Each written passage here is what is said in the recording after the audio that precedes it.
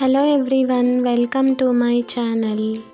ఎప్పుడైనా మనం వేడివేడిగా ఏదైనా స్నాక్ ఐటెం అప్పటికప్పుడు ఈజీగా చేసుకోవాలి అనుకున్నప్పుడు ఒకసారి సొరకాయ తపాల్ చెక్కలు ట్రై చేయండి. నిజంగా చాలా బాగుంటాయి. దీనికోసం మనం కట్ చేసి పెట్టుకున్న ఆనియన్, పచ్చిమిర్చి, కరివేపాకు, అల్లం తీసుకోవాలి. అలాగే మనం సొరకాయని తురిమి పెట్టుకోవాలి.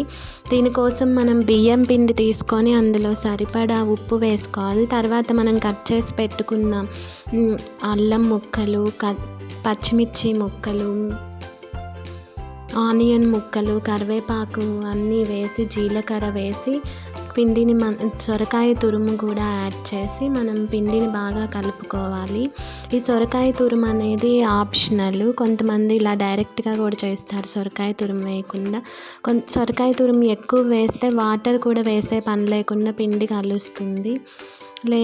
లేదు వాటర్ తడి సరిపోకపోతే కొంచెం వాటర్ యాడ్ చేసి పిండి కలిపేసుకోవచ్చు. అలాగే మనకి ఇష్టం ఉంటే పచ్చిశనగపప్పు 10 మినిట్స్ ముందు నానబెట్టి అవి కూడా యాడ్ చేసి పిండిని బాగా కలుపుకొని ఇలా రౌండ్స్గా ముద్దలు చేసుకొని మనం చేతితోటి ఇలా చెక్కల్లాగా ఒత్తుకోవాలి. మధ్య మధ్యలో చేతిని వాటర్తో తడుపుకుంటూ అన్నీ ఇలా రౌండ్స్గా చేసి చెక్కల్లా ఒత్తుకొని వీటిని ఆయిల్ ముందుగానే బాగా హై ఫ్లేమ్లో వేడి చేయాలి. హై ఫ్లేమ్లో బాగా ఆయిల్ వేడెక్కాక వీటిని ఆయిల్లో వేసి ఫ్రై చేయాలి. అప్పుడే ఇవి చాలా టేస్టీగా వస్తాయి. ఆయిల్ కూడా పీల్చదు, చాలా బాగుంటాయి.